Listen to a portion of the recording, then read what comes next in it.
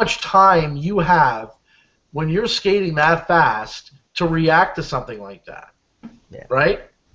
Yeah. He's looking at the puck. I mean, we're talking about the Ovechkin hit last night a little bit.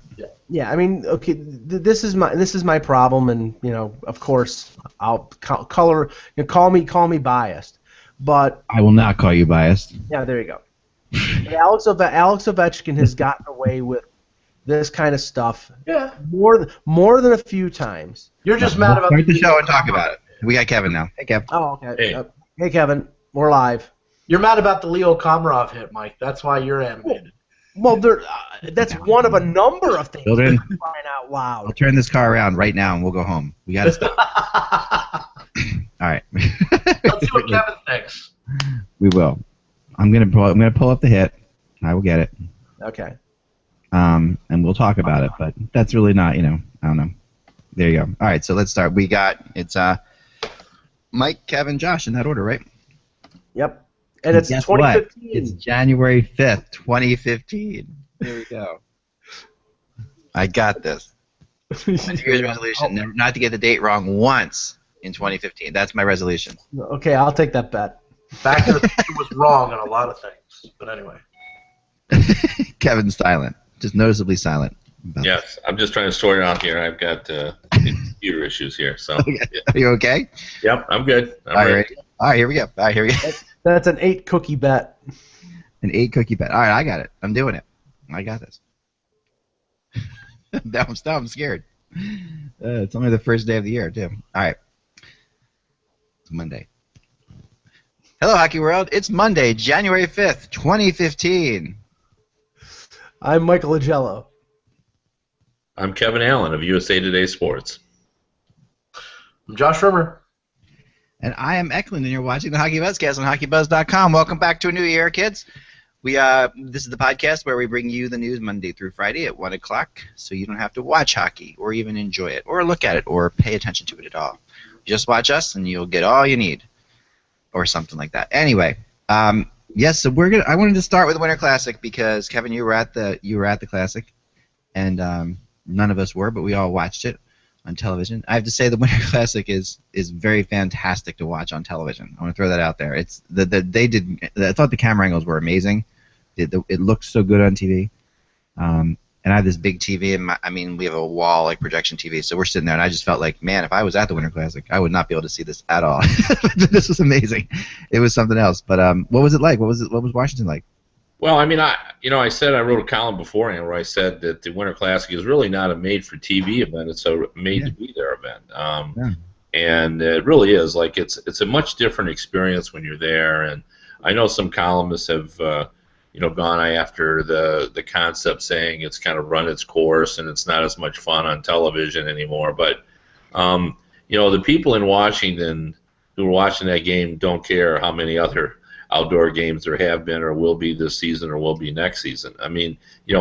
Each of them is unique in its own way, and I think it's a concept that there's still many years to go on this. There are a lot of great venues still that need to get outdoor games. I would assume it's going to be fun when we have one in Minnesota and St. Louis, and I expect we'll see Penn State with 105,000 people watching the Flyers and Penguins, and we're going to go to Lambeau Field, and we're probably going to go to Notre Dame at some point and see the Blackhawks and Blues. We're going to see Montreal versus Toronto at some point.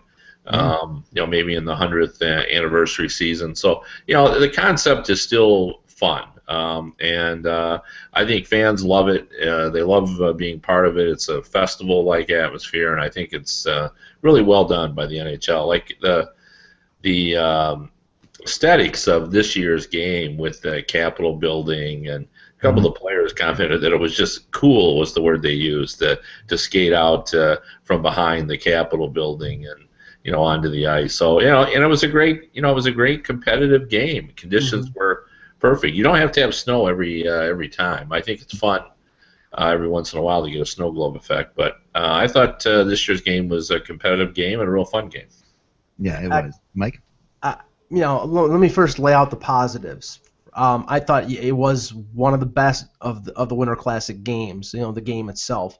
I thought NBC's preparation and their in-game, the angles, the camera angles, amazing. I mean, that's the thing about this. I agree with you, Mike. Go ahead, continue. Yeah, not only the angle over the ice, but as the play was going on, they had the camera that's on the tether that's going back and forth following the play. That was fantastic. Amazing. I mean, it looked like the crowd was having a great time there. The weather was great. The ice was apparently the best that it's been. All those are positives. Now the negative is, and I sent you this morning. Apparently, it got the lowest rating of any of the Winter Classic games. It was a 2.3 overnight rating as compared to around 2.8 or 2.9 for last year was 2.9. I honestly think that one of the things that affected that is there was not as much lead up to this game with 24/7. I mean, it was on Epix in the U.S. It was on NHL.com. I think it was on Sportsnet in Canada, but there wasn't that draw of 24/7. I mean, 24/7 up till last year was something that we would discuss on every Monday show. And this year, I don't think we even mentioned it. I haven't seen a single Epix one, and I'll throw that out there. I this is my job, right? So I haven't seen a single Epix episode. So you're right about that, Mike, to a degree.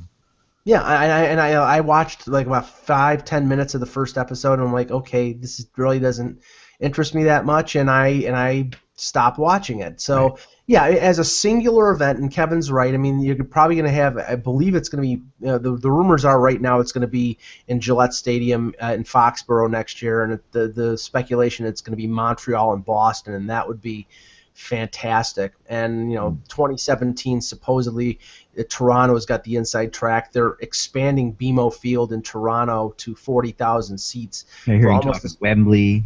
That would be interesting. I mean, Wembley would be interesting in England. I don't know. There's definitely some places you could put it. I like what you're. I mean, to sort of go with both of what you and Kevin said. I agree with Kevin completely. I miss not going. I mean, I really did. My wife just said, with all the stuff that's been going on with my son, she just said, would you mind just hanging out for the holidays and not traveling? And I said, absolutely. That was just, we just needed that kind of a holiday. So I stayed home. I miss not going to breakfast with Kevin and hanging out and doing our normal things that we get to do. It was definitely missed it. But I also I liked the experience of actually being a fan for this one and waking up, and late because we were up really late on New Year's, and then just plopping ourselves down on the couch with some hot chocolate and watching the game. It was really fun. Like I say, I have an incredible watching, so I'm a little bit maybe on, because of the way my wall is, I have a projector that goes onto a wall that's probably like, I don't know, 300 inches diagonally across. It's an enormous movie screen, and we're right on top of it. And we have a giant sofa that is, you've seen it, Mike. It's like a big giant it's like a big sofa bed, like it's almost like a king-size bed, but it's a sofa, and it's just so comfortable. It's ridiculous. I mean, you can plop yourself down there and never leave for a weekend and have no trouble at all. So to watch it on that game, with my daughter hanging out next to me, my wife, making pancakes and running back, it was really nice. And I thought the camera angles were fantastic. The ratings, I think that's overblown. I think ratings are overblown in general right now. I think people are smart. They know this is not necessarily. I mean, first of all, college football sort of fought back a little bit. Like this whole thing of it'll never work on New Year's Day because college football owns New Year's Day. Well, the NHL proved that wrong because college football has sort of let New Year's Day slide a little bit, right? They had let it go a little bit where there were too many bowls and. What was happening? Now college football? There's actually some meaningful bowl games on against it, which matters. That does matter. Yeah, I mean, you have to put it into context too. Mm-hmm. Like we can't. We don't get Chicago and Detroit every year. Right. Washington is not a good television market. They're not among the leaders in terms of percentage of households that watch hockey. I mean, it was just built in. Like going in. They could have anticipated what their, what their ratings were going to be. It wasn't like it was a disappointment. They knew going in that they weren't going to be able to achieve them. I talked to somebody from, NBC with regard to, they kind of know what they can do. And the other element is it was still one of the most watched hockey games in NHL history. Right. Every time they had that because, they don't do well. So I don't know. I mean, I get the whole HBO thing. I think there's more build-up when that's around that, but. I think it was just more a product of the fact that it was Washington as one of the television markets as opposed to, a major city where, had it been Pittsburgh, for example, Pittsburgh and Chicago would have produced great numbers. Yeah, that would be great. And the Flyers in Pittsburgh always do great numbers. There's numbers. Sure. There's things that there's games that would have the Flyers in Pittsburgh in the stadium there at Penn State would be phenomenal. It would be a pain in the ass for every Flyers and Penguins fan to get to. Right. You don't realize what that is.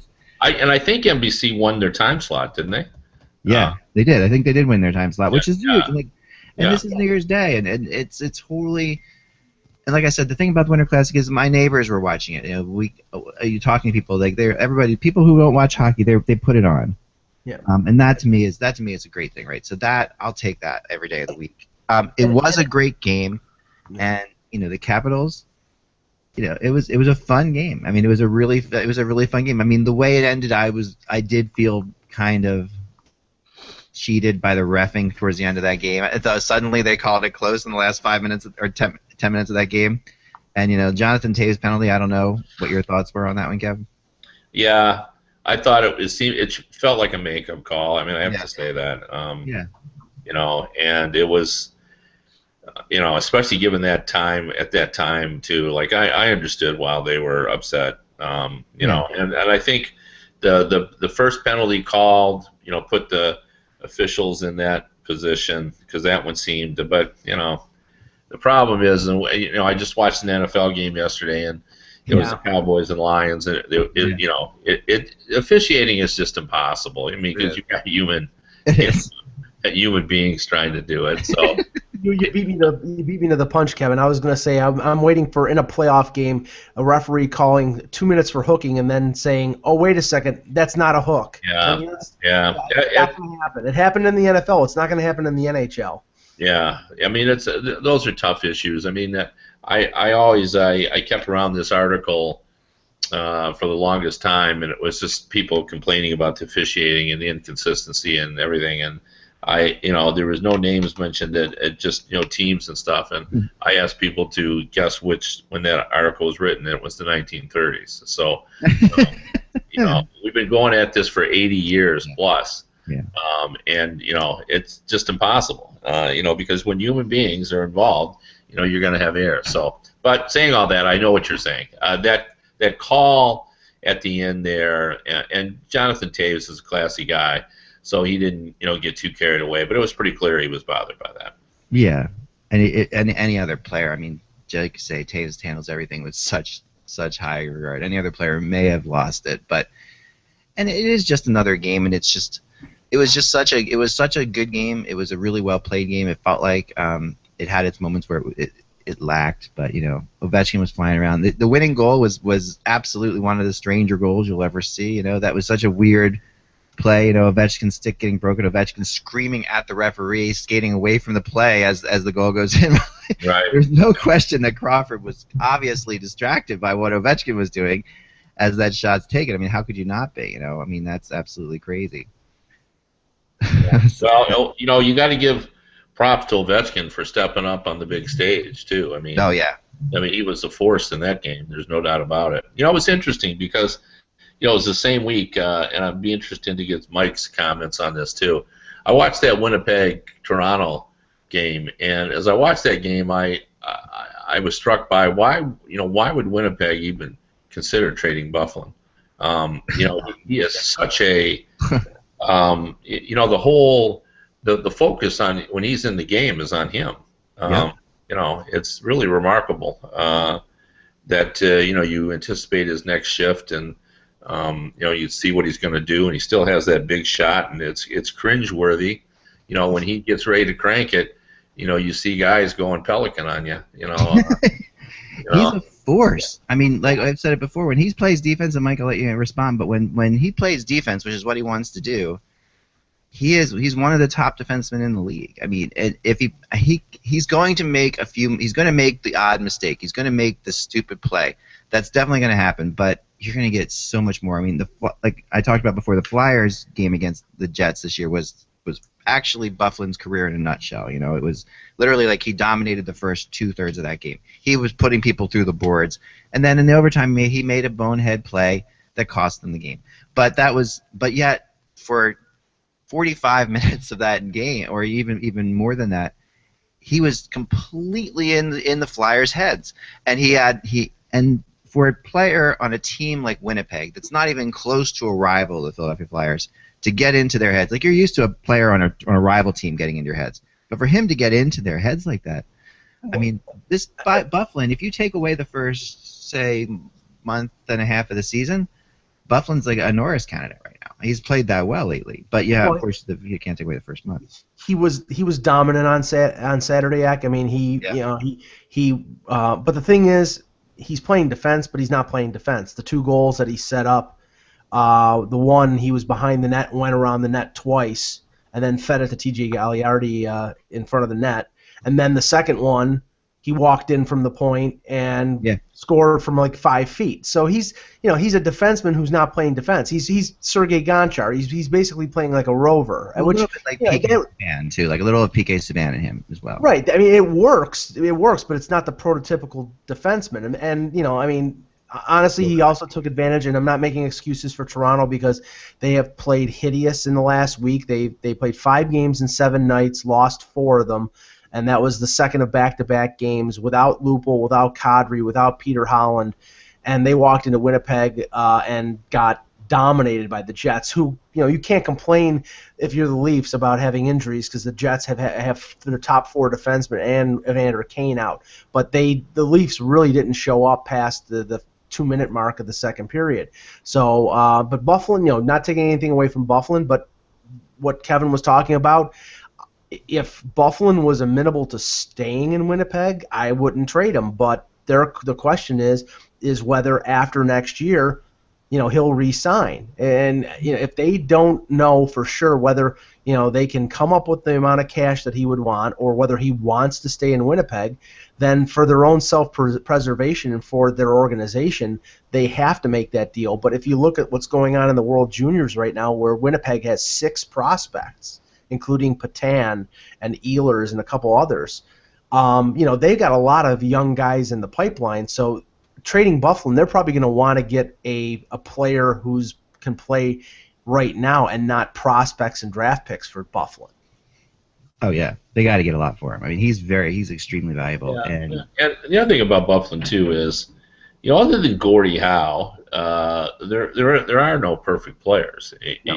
I mean, and I think the best teams are the ones that just learn to live with the the defects that each player has, and they just sort of make it all work in harmony. And Mike's absolutely right. He's a rover, more than a defenseman. There's no question about that. But he's not the only rover in the game today. Right.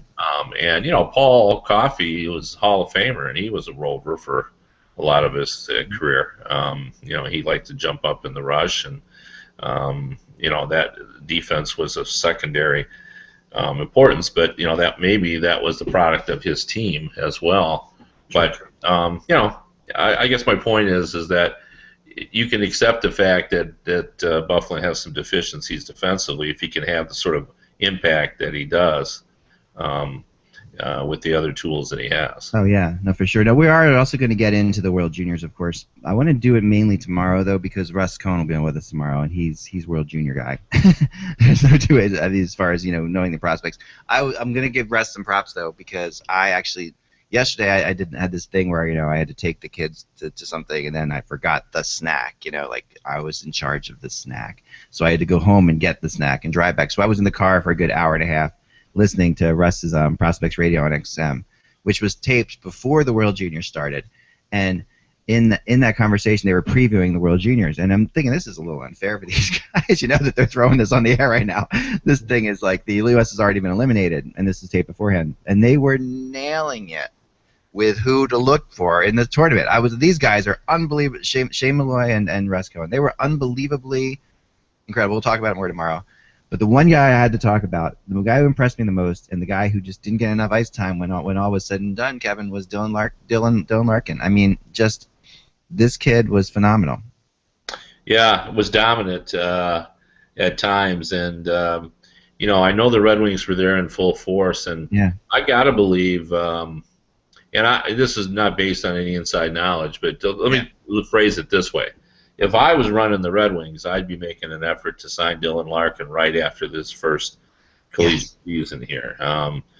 Because the Red Wings are not going to rush him in, and there's really no room for him. But he has a special talent because he is so good both ways, and he's got tremendous speed. And the Red Wings right now are a speed team. Yeah. You look at Nyquist and Tatar, and Sheehan can skate, and DeKaiser can skate. So given the fact that they are building a skating team, why not? Try to merge Larkin in early, but he was their best player by far, and even beyond the scoring. And there were periods, and he wasn't even on the top line. That was the crazy thing, and they weren't playing him nearly enough when they were trying to get back in that game yesterday against the Russians.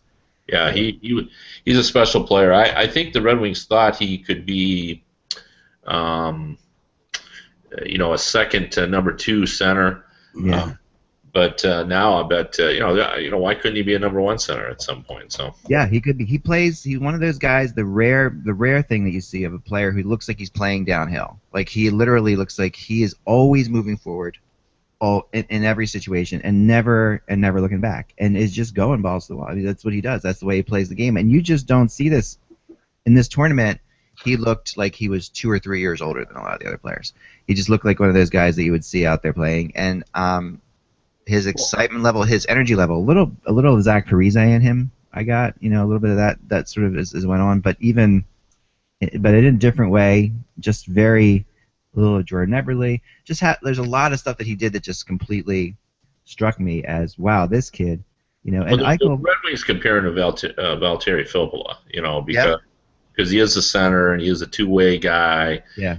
Very responsible and great speed. But he certainly has potential to be more than that. Not that Filppula is not good enough, because he's an exceptional player too. But I could see he does seem like he has more potential than that. And also, these tournaments are always interesting because although these guys will come into the NHL and they won't be as dominant as you see them in that situation, obviously, there is that theory that scouts will tell you that if they dominate at that level, eventually they will dominate at this level.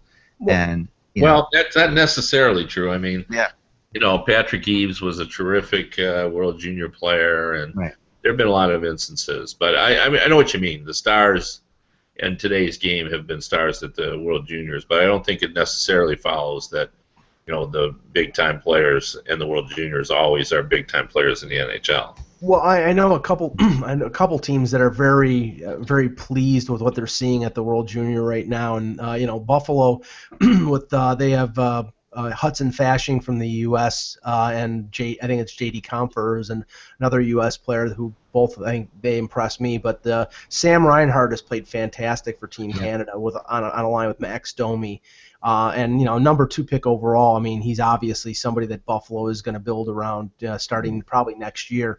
And the Maple Leafs are the crowd at the ACC. I think that was that was Team Sweden's building. Because William Nylander, I mean, he had 9 points in 4 or 5 games and played, fantastic for them. The excitement is going to only go up when it comes to Nylander. I mean, obviously it was in Toronto and the media focus was on him, but he didn't shrink from it. He actually performed very well for Sweden. I was really impressed with D'Angelo as well. He's a Philly kid, but watching D'Angelo play on defense, he's got all the pieces, and it really makes you want. I mean, I know there are all the controversies surrounding him right before the draft, and the Flyers were definitely interested in him because he's a Philly kid and because that's exactly the kind of player they need. They went a different direction, but you got to think to yourself, man, oh man, that's one there. That was another. Oh, sorry, I muted you, Kevin. Sorry, sorry, I muted you, Kevin. I didn't want you to. There you go. Well, unmute. Sorry, Kev. So that was another player you were saying, Kev? We can hear you now, Kevin. We hear you, Kev. We hear you now. That, D'Angelo is a Yzerman pick, and yet another I mean, Yzerman has just done such a terrific job with that organization, and the prospects they have, and Tyler Johnson. I was thinking, I'm actually going to write about this later this week about how different the U.S. World Cup team will look from the Olympic team in a very short period of time, and the biggest change will be Tyler Johnson. Johnson will be the number 1 or number 2 center on that U.S. World Cup team, and that's another Yzerman pickup. And I think there's going to be some changes on that team in just 2 years, from the Olympics. And I think the defense, obviously, you got to find room for Seth Jones on that team. I think Okposo, should be on that U.S. team as well for the World Cup. Possibly Eichel. I mean, if he's I don't think so. I think I mean, I don't want to sell him short because I think he is a generational player. But didn't that World Juniors kind of show us that we expect too much from 18-year-olds? Yeah, that's exactly right. Except for Matthews, who looked phenomenal. I mean, at times he looked, but no, I agree with you. Eichel, we do expect too much, and of course Connor McDavid. With Eichel, with me though, what he looked like was a kid who has been able to dominate on his own all the time, and expected to just be able to do that again. And these defense were better, and that'll translate even better, of course, in the NHL. But you can see that he would try to make certain moves. You remind me a little of kind of like Lindros in some ways. When you first saw Lindros, like Lindros had that thing where he just was so much bigger and could dominate everybody, at the lower levels. Yeah. Well, Eichel will probably be on that under 25 team. Yeah. I hadn't even thought about that. I mean, because he'll be in the league then. It'll be interesting to see with that team too. I'm writing about a column about that today. I don't really like this concept, but if you make a case that McKinnon, there's no room for McKinnon on the Canadian team, if for the sake of argument, and who knows, maybe he will be there for next year. But if he's not, I mean, that under 25 team could be really good, to say the least. So, no, they're going to be really good. I mean, and that's why they're going to put them in there. I don't like the concept myself, but no, I don't either. That's what I'm writing today. We'll talk about that tomorrow with your article because I really want to see that. Yeah, okay. That's going to be a good one. That's for those who aren't quite sure what we're talking about. We're talking about the World Cup and the proposal that seems to be gaining some steam about putting together a team of young stars in the whole tournament. We'll get to rumors in a second. What I wanted to talk about, because I have a couple little rumors to throw out there, but what I did want to talk about a little bit was the loss of CapGeek to the hockey world. Matthew West, who runs this, shut down the site on the 3rd of January. Really surprising. Literally shut the whole thing down. And CapGeek's been transformative in a lot of ways. It's been we have what we have on HockeyBuzz, which is Cap Central, which is the same thing, but not as in depth. But we'll give you, I'm not trying to profit off this guy's loss, but we Cap Central, and there's NHLnumbers.com. There's other sites out there, but our Cap Central and HockeyBuzz I think is pretty good. But CapGeek was phenomenal, and he was just the way he did it and the amount of attention to detail he put into it. Mm-hmm. It's a shame, Kev. I mean, it's a big loss. That's a huge loss. I mean, I think transformative is absolutely right. He changed the game because, there was always a lot of guesswork in figuring out where your team stood in terms of its finances and its budgets, and even prior to the salary cap being introduced, it was always guesswork trying to figure out the team's budget and everything. Well, he had laid it all out, and the biggest thing about his site in comparison to others is just he kept it current up to the minute half the time. You would make a trade would be made, and you'd want to know what the impact would be on the cap, and you'd go over, and even though the trade happened 2 minutes before, he had already updated it. He did a phenomenal job on it. It's sad that he said that he had to leave for personal medical reasons, and I have no idea what that's about. But I'm just saying it's just too bad that it didn't sound like he really wanted to give it up. And as you said, he just shut it down. And it's a big loss because it was an instant way to analyze the trade from a financial standpoint that others are able to do, other websites, but not nearly as effectively and efficiently as he did. Well, Yeah. I think it's the highest compliment to CapGeek and to Matthew that when I was up in Toronto, I don't remember if it was last September or in the last couple of years, but I remember going in there with a number of reporters in the media center where the Leafs practice facility is, and you go in and you're looking at 5 or 6 reporters who are all looking at CapGeek. And these are like, veteran reporters who've been covering the game for 20, 25 years. And it's like, it was such a resource. It was such, accurate, and it was, it had everything, free agent calculator, buyout calculator, waiver I mean, it was in a way, just where to go for info. And it is going to be tough to replace. And I know that I read a few prominent columnists who said the NHLPA or the league should take over CapGeek, and because it was such a resource. But we do have Cap Central, and Cap Central is. And I'll show you if you guys haven't seen it on the website. It is on HockeyBuzz, and it is updated regularly. We have the whole thing where we have a free agent list, and you go to teams, and it looks a lot like CapGeek looked. Let me show you the Bruins, for example, where you have your whole thing. And I don't think a lot of people don't know about this because it's kind of buried in HockeyBuzz, but it's called Cap Central, and it's NHLsCap.com. Chip McCleary used to run that website, and Chip helped us set this up when he shut down NHLsCap.com. So it gives you the same sort of thing as CapGeek, not nearly as well, but until like you say, the NHL, hopefully you guys can check. Who maintains that? We do it. We have a group of people who do it. Mike's one of them. Mike's one of the guys who helps update it. And but it's hard. We're not as quick as CapGeek was, for sure. And but we do our best to keep it up to date every day. And so Cap Central's there. CapGeek was always a weird thing to me because I didn't know why the NHL and the NHLPA didn't do it, and also why it was allowed to go on like it went on sometimes. That even made, I guess you couldn't stop it, but you know what I mean. There was always something odd about it. It was played under. There were always rumors that that it was in partners with someone who was connected with the NHL community and so forth. But I really don't have any. Yeah, I don't have any information either, but he had to obviously be connected to people who were involved because the information was so accurate and so quick.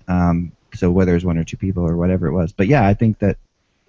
Yeah, he was actually. He would get the information quicker than even the Players Association would get it because he would have it updated before the agents would be notified by the Players Association to what the new contracts were in the environment. So that's great. Yeah, he did a remarkable job. So that's who knows? Yeah. Maybe hopefully he'll come back at some point and put it back up. Yeah, I really hope so too. I would love to see it come back. It was such a resource, and for especially for the kind of people who for reporters for sure, and then for people who are in the trade and free agent world, that this is definitely a place that you couldn't miss.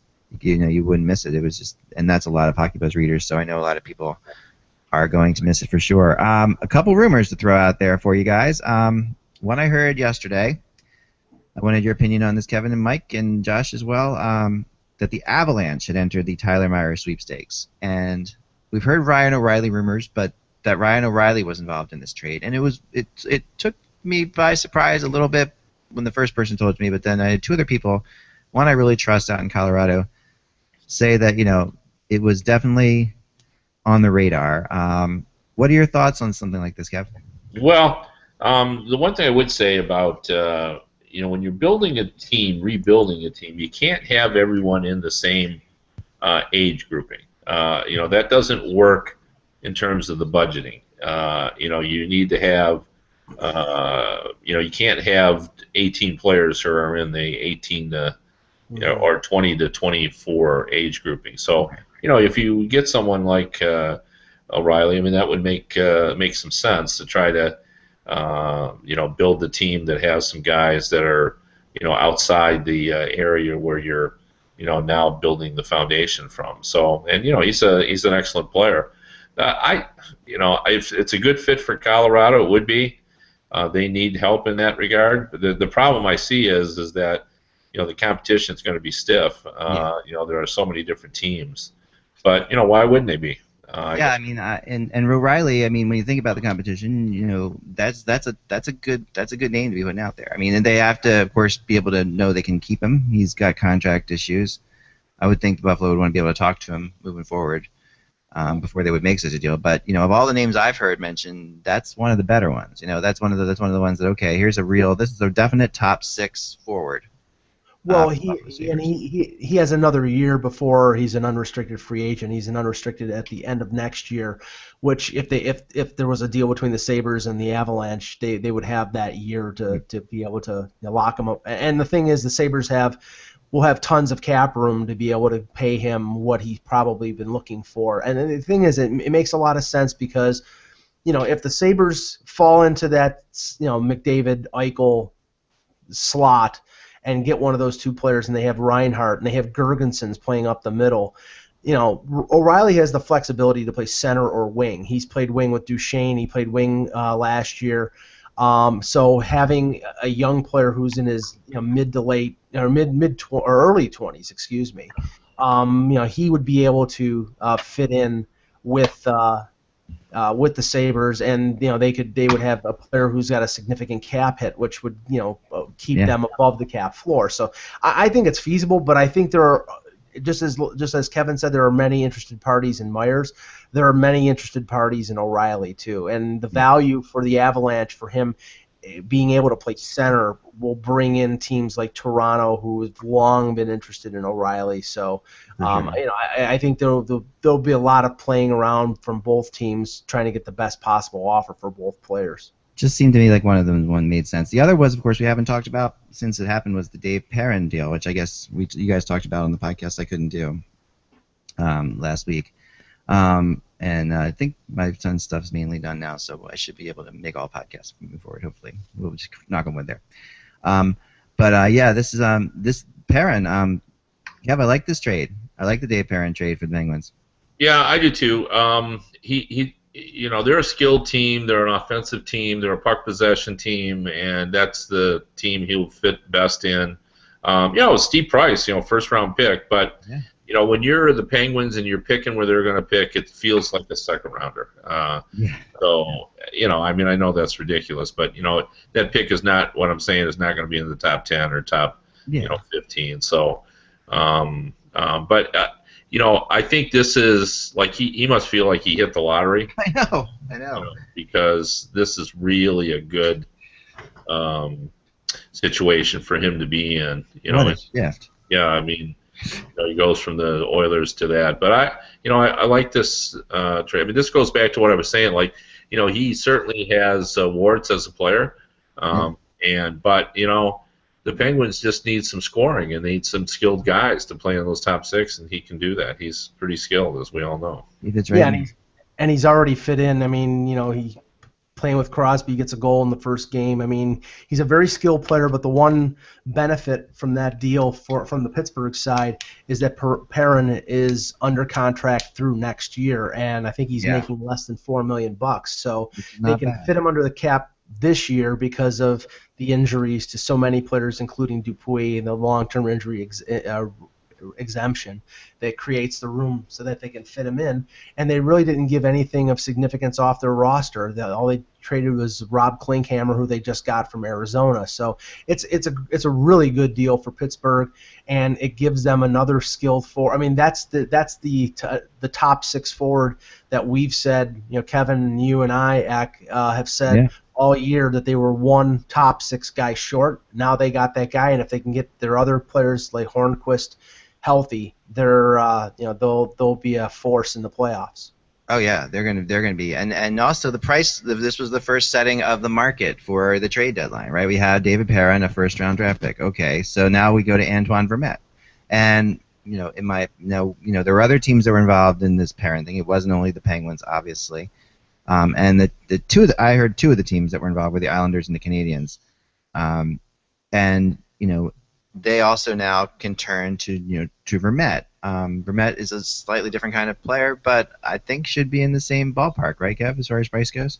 Well, it should be, for sure. I don't understand in all of this why Arizona is not making an effort to get him signed up. I mean, he is a very serviceable player, a two-way guy, very versatile, does a lot of different things, and he, to me, should be part of the solution there, right, in Arizona. So, if he wants to be there, I mean, I agree.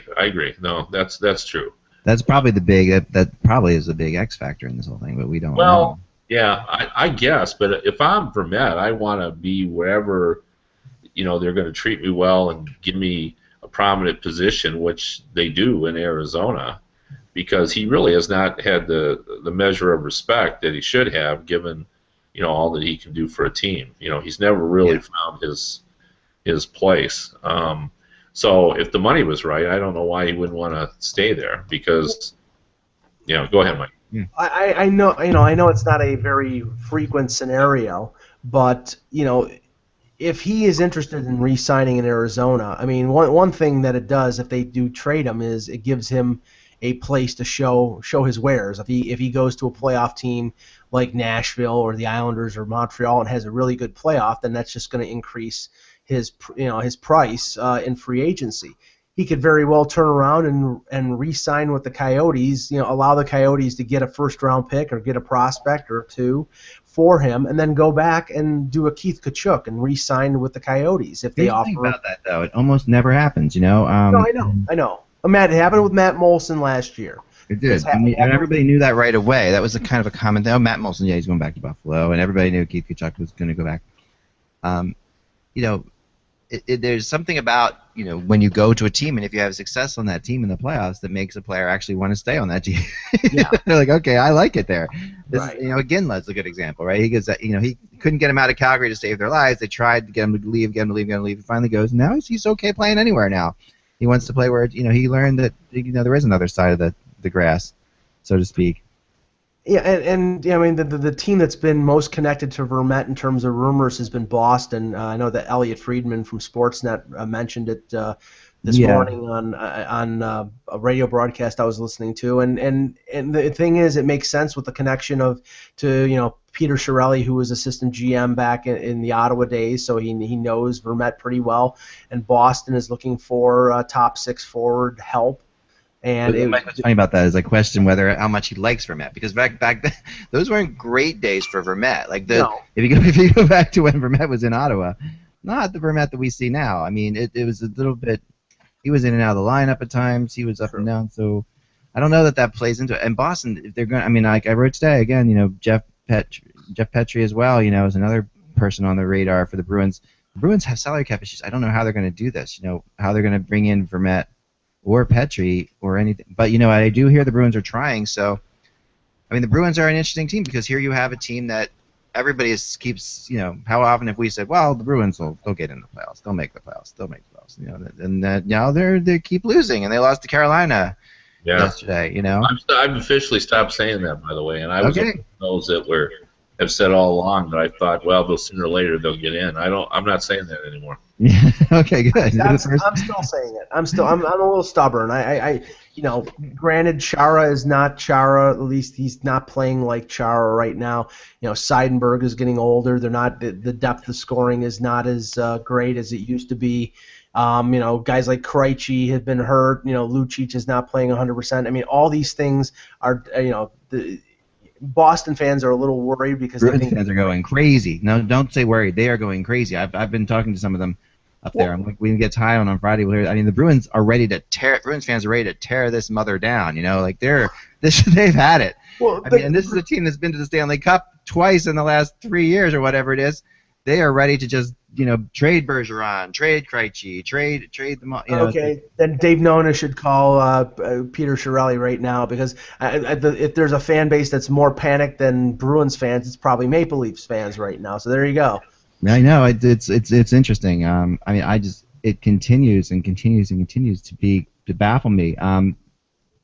The other one, so the other name I wrote about today is Jeff Petri, who and there's gonna be a market for defensemen, and he, the writing's on the wall with him in Edmonton. I mean, the more and more things evolve, it doesn't look like Craig McTavish is going to shop any of the big, the core four of Nugent Hopkins or Hall or Eberle or Yakupov. He's going to try to probably trade a guy like Petri if he can get something back similar to what he got in the deal for Perron. I mean, I'm not saying it's impossible that they don't trade any of those four, but I'm saying that I think they have to.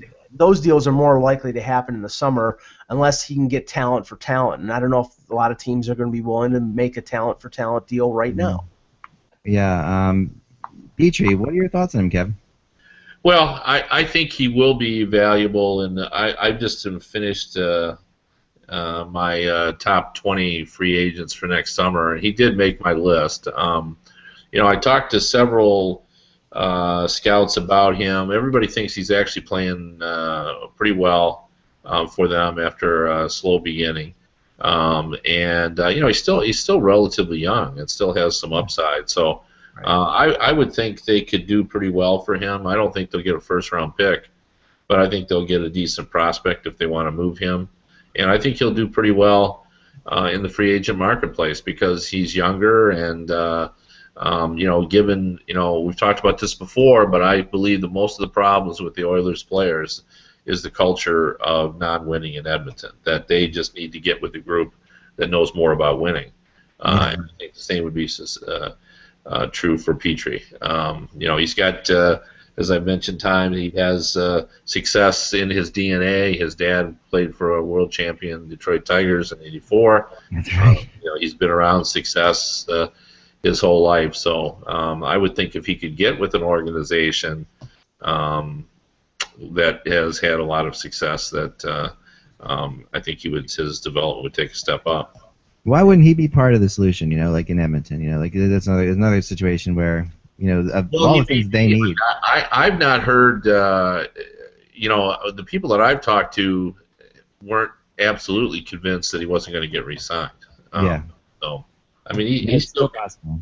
Yeah. All right. So the last thing I wanted to get into, Mike, was the Ovechkin hit from last night. Okay. So this is because since it's Ovechkin, we got to show this, and since this is the collision with Luongo. Yeah.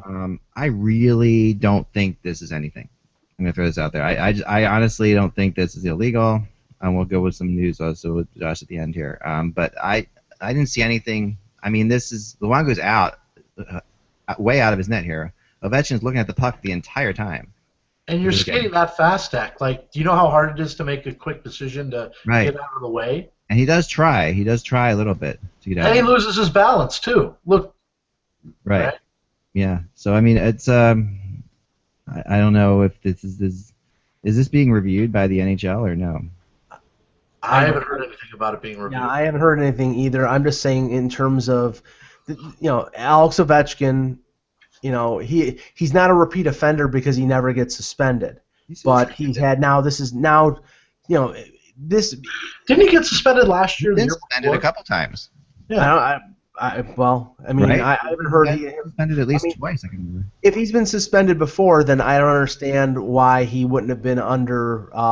He would have been under review for the hit on Komarov. That was a blatant hit from behind, and cost the Leafs the services of Komarov for over a month.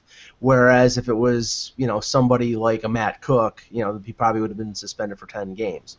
Now I'm not saying that Ovechkin has that kind of reputation, but Ovechkin is he definitely uses, I believe, the fact that he's a star player to his benefit when it comes to situations like this. I think he should have been suspended for the Komarov hit. And this one, to me, is borderline. It's not Lucic-Miller, obviously, because Lucic had intent against Miller. He was going to wipe him out, and he did. This maybe a little bit, but he's a reckless player, and I just think that eventually he's got to be dealt with. And Ovechkin got suspended on January 23rd, 2012 for 3 games for launching himself into Penguins' Mahalik. So that was the last time I think he got. I think he's only been suspended once, actually. Okay, once. I thought he had a 2-game suspension for that. But anyway, Kevin, what are your thoughts on this hit? I think this is just in the course of a hockey game. You know, Luongo's way out of his net. Ovechkin's pursuing the puck. You know, did he see him? Probably. But you know, I don't know. Yeah. What's going on there? But you know, if he had made the same play in his crease, I would feel differently. Yeah. I think the Halverson hit was more of a suspension. If you remember when that happened a couple months ago in November, where Ovechkin just flatlined him, and I think that would have been more of a suspension than this one. He definitely is. It does play with a reckless abandon. There's no question about that. For sure. Yeah, I would say he's a reckless player. He's a reckless player, but you know, in this case, the thing that bothers me more about anything on this hit has nothing to do with Ovechkin or suspension. I watched this game a little bit, and I saw this play, and after this, you can't see it on the highlight, not a single Panther player goes over to Ovechkin. Their goalie has just been friggin' leveled. I mean, whether it's cheap or whatever, how is it that no Panther player challenges Ovechkin on this at all? No one. I mean, that to me was a much bigger issue. I mean, is this this Panthers team? I mean, Luongo's been their MVP, you know, and he's their goalie. Besides that, yeah, and they do have players like Sean Thornton on that roster that if he was on the ice, I would not have been. He would have been after him, yeah, but no one comes to his defense. So that to me was a little bit suspicious. All right, Josh, what do you have for news? A few things, guys. First of all, let's begin with injury news, and it's actually some good injury news in Winnipeg. Help is on the way. Zach Bogosian today taking the skate without a colored jersey. Actually, his first time even taking the skate. And the Jets management feels that he could rejoin the team on this week's road trip to San Jose, guys. Let's talk about the bad news in San Jose. I mean, there's been bad news a lot lately, but Joe Thornton going to miss his second game in a row tonight. And how about this, guys, for a stat? Patrick Marleau is now on a 9-game pointless streak, which is his longest since 2001. 14 years. This is the longest he's gone in 14 years without any points in a span of 9 games. He's really enjoying that no-move clause, I guess. That no move does not mean no moving the puck, but yeah, continue. A few other things, guys. Want to point this out. If you recall, the finalists last season for the Vezina were Varlamov, Bishop, and Tuukka Rask. Their large save percentage of .927, .924, and .930, respectively. This season, all three have a .911 save percentage. Yeah, it's been a big shift.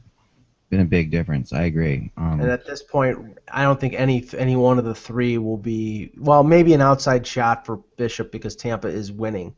But, you know, Rene is going to be one of the two, and maybe Carey Price. But, yeah. Yeah, I'm with you. What else you got, Josh? Fun stat for you guys. Patrick Kane. Actually, I just totally screwed that up. I was going to ask you who you thought had the top-selling jersey in the NHL. Patrick Kane. All right. I guess I got it right. Thank you. I screwed that up. How about the next four? Any ideas?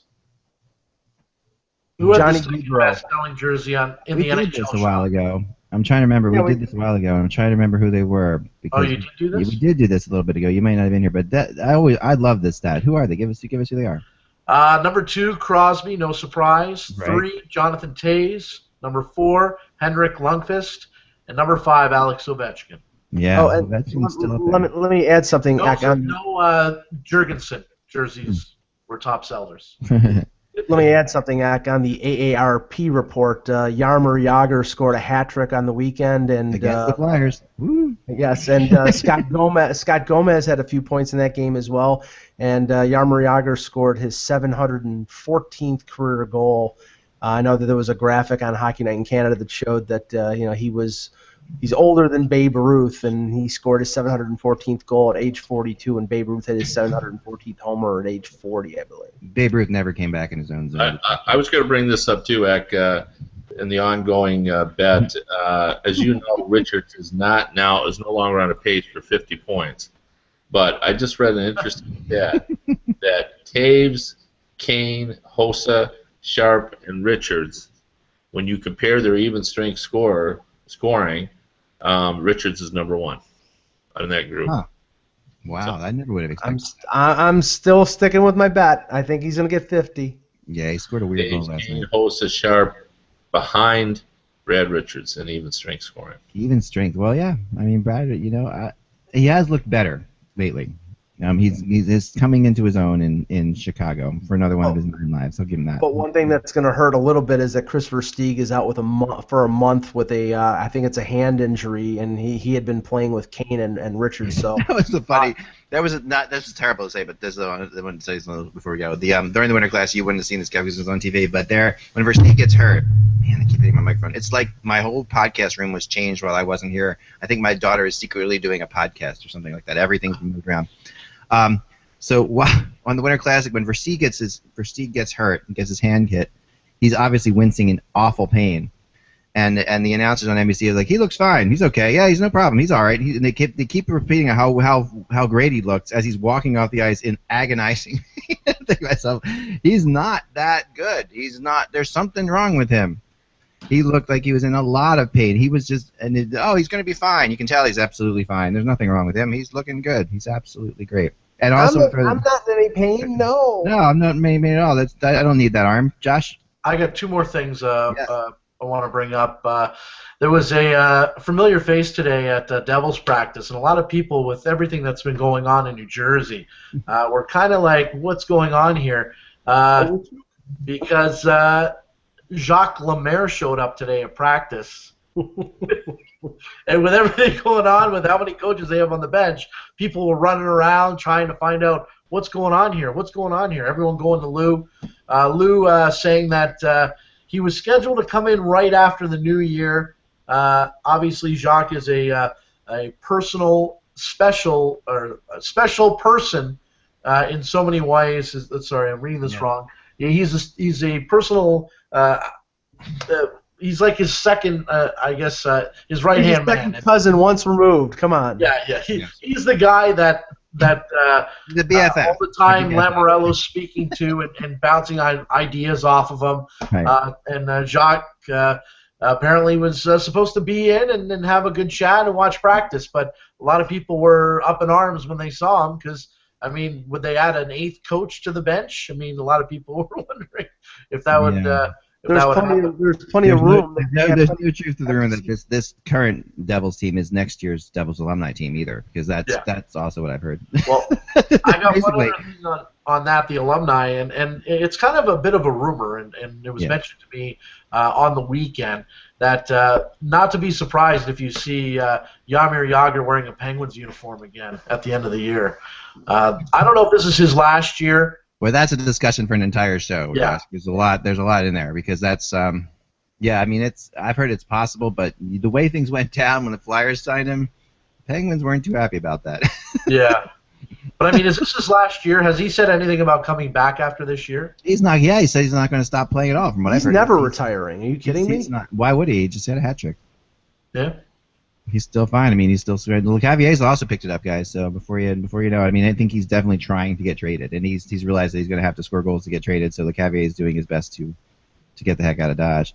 And the Predators, like I said before, they are. I wrote it yesterday, but I do believe this look pretty good. They're getting up there. They're getting up there with the Hawks and Ducks for the best teams in the league in my mind. And that Ryan Ellis signing was a pretty good one. Oh my gosh, they look really amazing, well. and the weird thing about the Predators, they've had these weird games lately, these 7-6 games or these odd games. But I think the positive to that are Nashville is that Nashville's found that they can win both kinds of games, and that's something that this team wasn't able to do. They can win 7-6 games, and they can also win 1-0, 2-1 games, which for the Predators that's new. Although Laviolette, one thing anybody who's followed Laviolette's career knows, he's not good at holding leads. There's something about his system. they tend to, and you saw the Kings almost came back a couple times yesterday or 2 days ago. Sounds like a perfect Leafs coach. Sounds like it. All right, well, that would be it for today's show, guys. Always fun, always a great show. And we will be back again tomorrow. We'll have Russ Cohen with us tomorrow, and we'll talk about the World Juniors. Enjoy the game tonight, Canada versus Russia. Any predictions for this one, Kev? What do you think tonight? Just Canada. I mean, that team's too good. I might talk about that one line. That's an NHL line. They've been very, very, very impressive. So I think they win this one 4 or 5-1. 4 or 5-1. What do you think, Mike? Canada 6-2. I'm going Russia 3-2. But that's only because 3-3. 3-2. Well, that would be a win if it were 3-3. 3-3 would be something. But I'm saying this Russian team is very, very. They're so crazy stereotypical Russian. Well, remember what happened after the Olympics? They were pissed. Well, no, and this team has the ability to be incredibly good or awful, and that's just they're living up to that Russian stereotype that that the people are they like the Olympic team. A couple bounces go a different way. That Olympic team in Sochi wins it all. They're a great team, but the couple bounces go the wrong way and they're awful. It's just there's no in between. They seem to ride waves of momentum, and right now they're riding a wave of momentum. The Russian team. Team Canada fans don't want to hear positive predictions for them because the last time they played Russia was in Buffalo in the World Juniors in 2011, and they had a lead going into the third period and lost. So it's going to be a good game. I think it's going to be a very, very good game. We'll see. All right, guys. Without the buzz, it is just hockey. Talk to you soon. See you later.